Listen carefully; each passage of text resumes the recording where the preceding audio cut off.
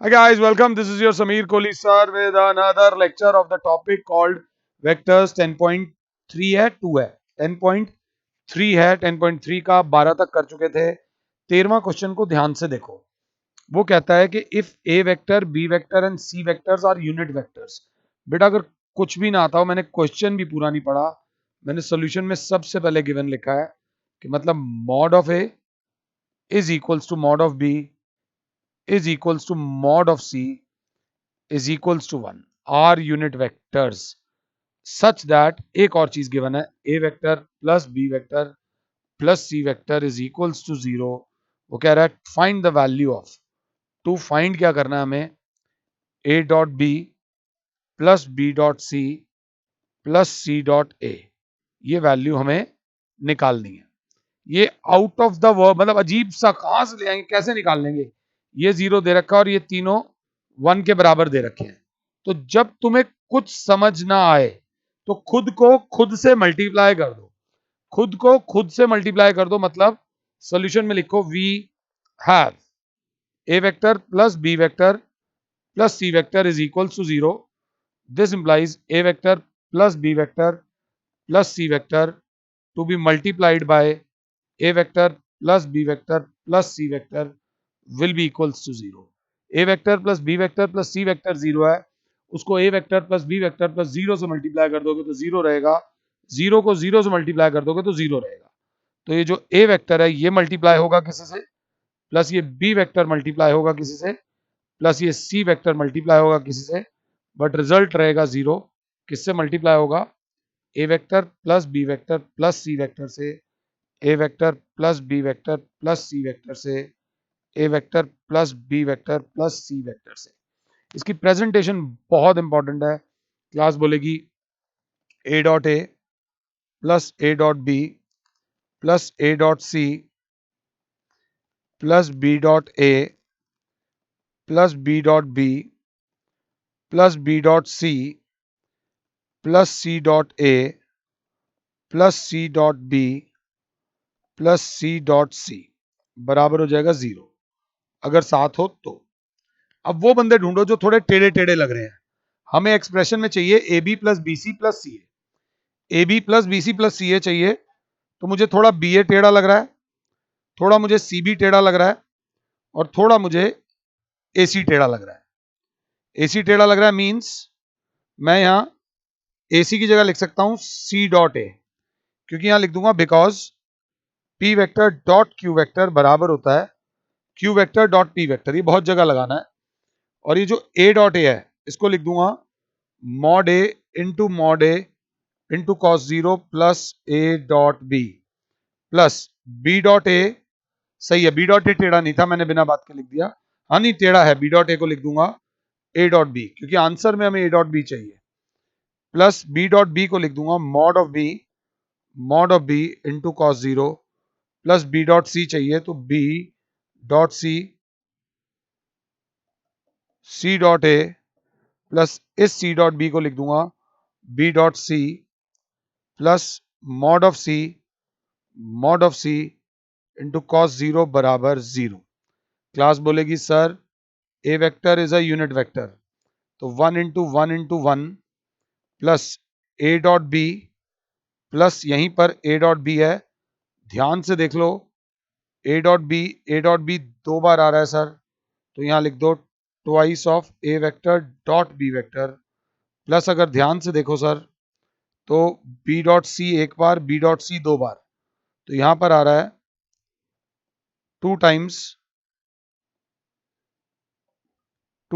B vector dot c vector plus देखो तो सी dot ए एक बार सी डॉट ए दो बार, तो टू टाइम्स आ रहा है C vector dot A vector plus sir अब जरा कुछ चीजें खो गई हैं। आपने इसको एंटरटेन कर दिया ए बी को, इसको कर दिया, इसको कर दिया, इसको कर दिया, बी डॉट बी ये 1 इंटू 1 हो जाएगा, इसको कर दिया, इसको कर दिया, इसको कर दिया, प्लस 1 इंटू 1 बराबर हो जाएगा 0। ध्यान से देखो तो ये 1, ध्यान से देखो तो ये 1, ध्यान से देखो तो ये 1, तीनों 1 प्लस हो रहे हैं, तो यहाँ पर 2 of a dot B plus twice of b dot C plus twice of c dot a बराबर हो जाएगा 1 + 1 + 1 = 3। बच्चा कहेगा यहाँ से 2 कॉमन आ जाएगा, अंदर बचेगा a vector dot b vector plus b vector dot c vector plus c vector dot a vector बराबर हो जाएगा -3। तो थोड़ा सा बस दिमाग लगा लो, a vector dot b vector plus b vector dot c vector plus c vector dot a vector बराबर हो जाएगा -3/2।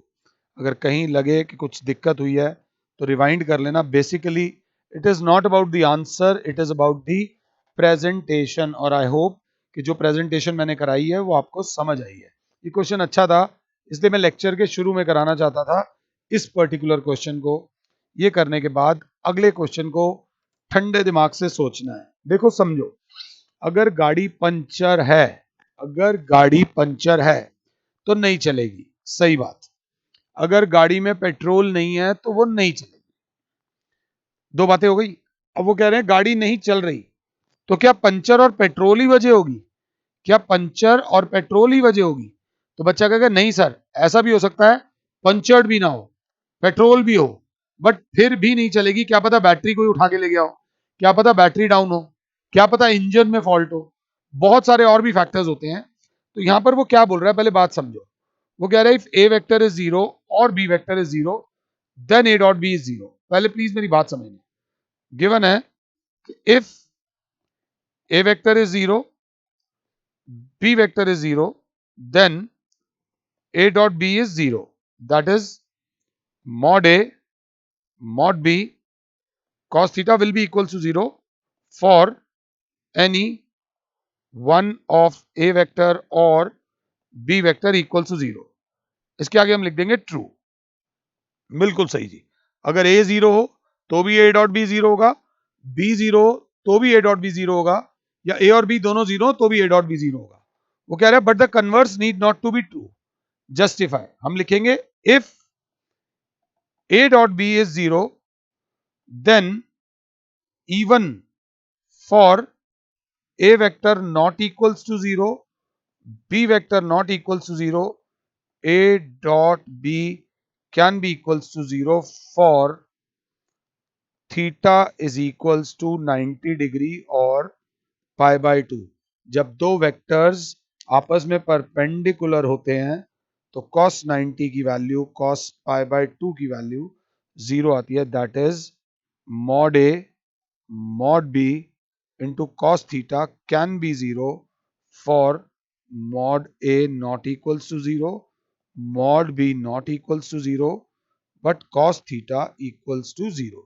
तो हम लिखेंगे false, मतलब yes the converse need not to be true. गली में एक लड़का क्रिकेट खेलता है, सबके शीशे तोड़ता है। गली में एक लड़का क्रिकेट खेलता है, शीशे तोड़ता है, और लड़के भी उसके साथ खेलते हैं। किसी एक दिन किसी का शीशा टूटा, तो क्या उसी लड़के ने तोड़ा? नहीं, कोई और लड़का भी इन्वॉल्व हो सकता है।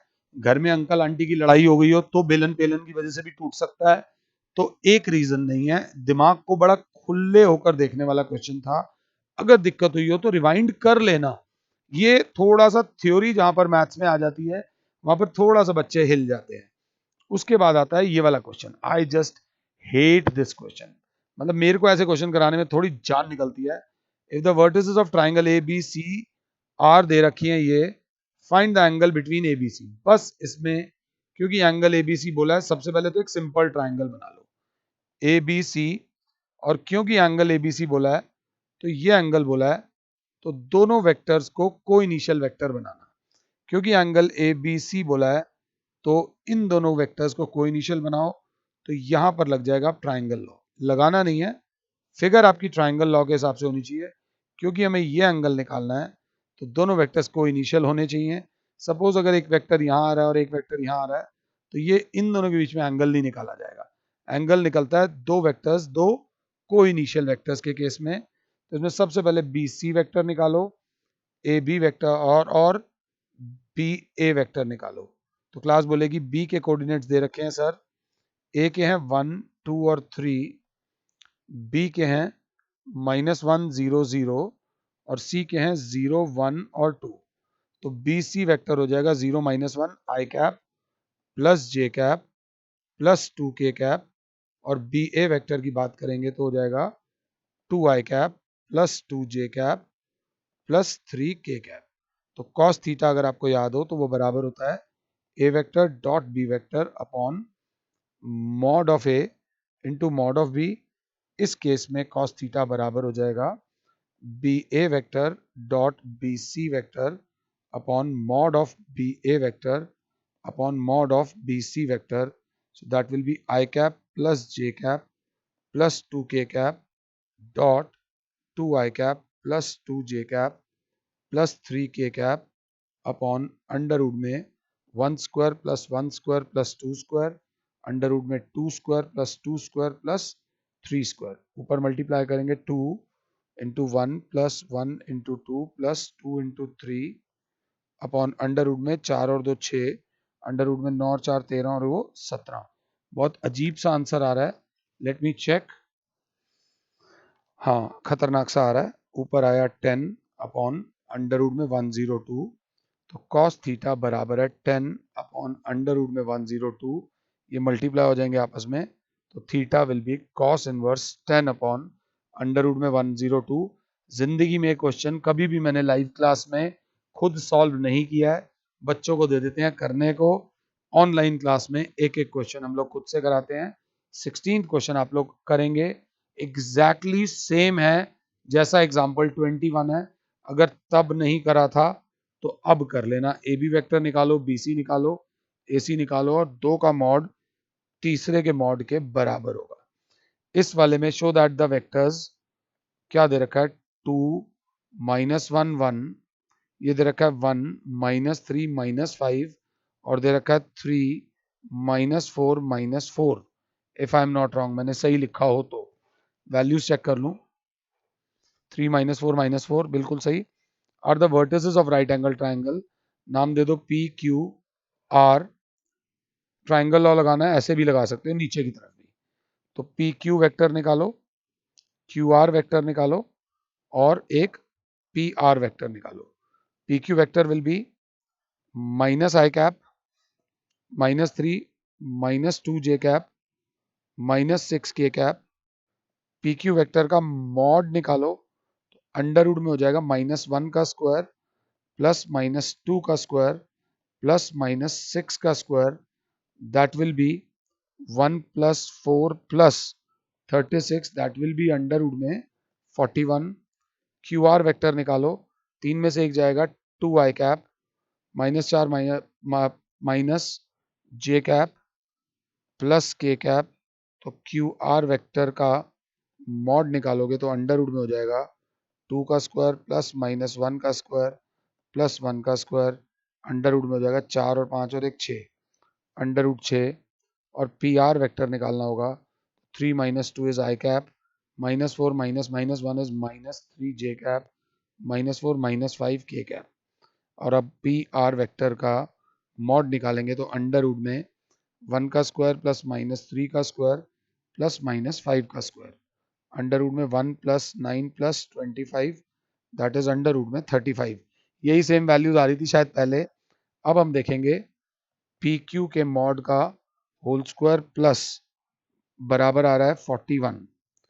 पी क्यू के मॉड का होल स्क्वायर बराबर आ रहा है 41। अगर आप ध्यान से देखो तो पी क्यू के मॉड का होल स्क्वायर और क्यू आर के मॉड का whole square plus P R के मॉड का होल स्क्वायर बराबर आ रहा है 6 + 35, तो ये भी आ रहा है 41।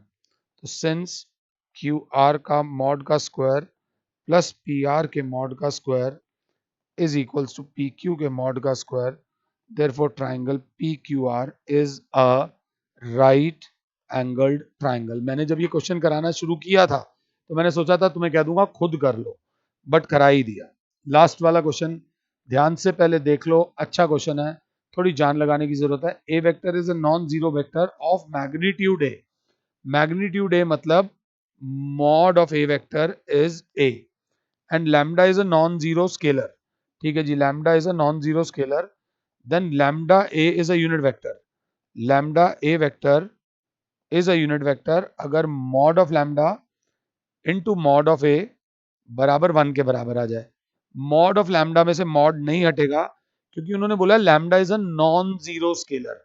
नॉन जीरो स्केलर का मतलब है लैम्डा नेगेटिव भी हो सकता है, और अगर लैम्डा नेगेटिव हो गया तो फिर वो केसेस बनेंगे, तो यहाँ मॉड ही रहेगा into mod of A vector दे रखा है हमें ए बराबर आ गया 1, तो या तो मॉड ऑफ लैम्डा बराबर 1 अपॉन ए आ जाएगा या ए बराबर 1 अपॉन मॉड ऑफ लैम्डा आ जाएगा। तो ये ऑप्शन तो अवेलेबल नहीं है, ये ऑप्शन अवेलेबल है ऑप्शन डी में। ये करने के बाद हमारा 10.3 खत्म हो जाती है। अगर डॉट प्रोडक्ट के बारे में बच्चा बोले तो दो वेक्टर्स का जब डॉट प्रोडक्ट करते हैं तो एक नंबर आता है, उस नंबर को बोलते हैं मैग्नीट्यूड, बट वेक्टर नहीं आता यार। ये भी एक वेक्टर है, ये भी एक वेक्टर है, दोनों को जब मल्टीप्लाई करा तो एक वैल्यू आ जाती है, एक नंबर आ जाता है। अगले लेक्चर में we will study about cross product. क्या पढ़ेंगे बच्चे? क्रॉस प्रोडक्ट दिमाग से बताएंगे कि सपोज अगर एक वेक्टर है ए वेक्टर, सपोज दुनिया में एक वेक्टर है बी वेक्टर, और दोनों के बीच में एंटी क्लॉकवाइज एक एंगल बन रहा है थीटा, तो दुनिया में एक ऐसा वेक्टर होता है जो ए के भी परपेंडिकुलर होता है और बी के भी परपेंडिकुलर होता है, उस वेक्टर को बोलते हैं ए वेक्टर क्रॉस बी वेक्टर। एक ऐसा वेक्टर जो ए के साथ भी 90 का एंगल बना रहा है और बी के साथ भी 90 का एंगल बना रहा है, तो बच्चा बोलेगा नीचे की तरफ जो वेक्टर जाएगा वो भी तो ए क्रॉस बी का नेगेटिव हो जाएगा। अगर ये नीचे से ऊपर जा रहा है तो वो ऊपर से नीचे जा रहा है। In the next lecture we will find a vector, lecture नहीं, we will find a vector perpendicular to two given vectors. तो आई होप कि जो मैंने पढ़ाया है आपको ये आपको समझ आया है। नेक्स्ट लेक्चर और मजेदार होगा। फिलहाल के लिए your Sameer sir is saying you goodbye. God bless all. जय माता।